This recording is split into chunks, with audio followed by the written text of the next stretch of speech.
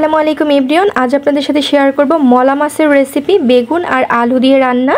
তো এখানে আমি মলা মাছ ধুয়ে পরিষ্কার করে নিয়েছি। পরিমাণ মতো দিয়ে দিচ্ছি একটি বেগুন চিকন ফালি করে, একটি আলু চিকন ফালি করে কেটে নিয়েছি। অ্যাড করে দিচ্ছি স্বাদ মতো লবণ, 2 টেবিল চামচ পেঁয়াজ কুচি অ্যাড করে দিলাম, কয়েকটি কাঁচামরিচ অ্যাড করে দিয়েছি, স্বাদ মতো লবণ দিয়ে দিলাম, অ্যাড করে দিচ্ছি হলুদের গুঁড়া, দিয়ে দিচ্ছি মরিচের গুঁড়া, 1 টেবিল চামচ পেঁয়াজ বাটা অ্যাড করে দিলাম, দিয়ে দিচ্ছি 1 টেবিল চামচ রসুন বাটা।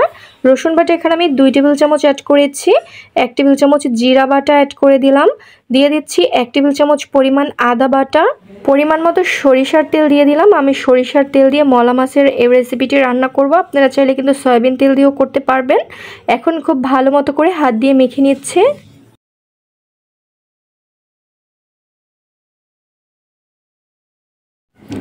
এভাবে ভালো মতো করে মেখে নিয়ে তারপর আমি পরিমাণ মতো পানি দিয়ে দিচ্ছি। এখানে কিন্তু খুব বেশি পানি দেওয়া যাবে না, কারণ মলা মাছের রেসিপিতে খুব বেশি ঝোল থাকবে না। আমি একদম মাখা মাখা করে রান্না করে নেব, এজন্য এখানে আমি 1 কাপ পরিমাণ পানি অ্যাড করে দিচ্ছি।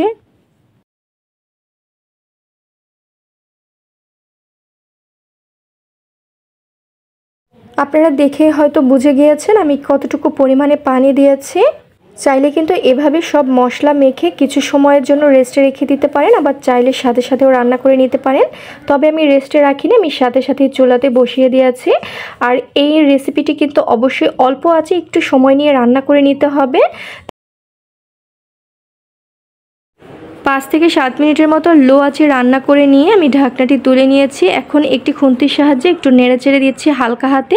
অবশ্যই কিন্তু খুন্তি দিয়ে নাড়াচাড়া যাবে না, তাহলে কিন্তু মাছগুলো ভেঙে যাবে।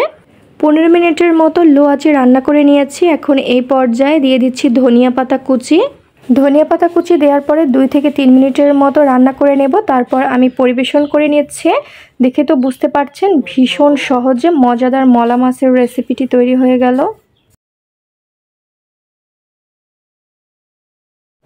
আলু আর বেগুন দিয়ে মলা মাছের এই রেসিপিটি রান্না করে নেওয়া কিন্তু ভীষণ সহজ, আর খেতেও হয় দুর্দান্ত মজার।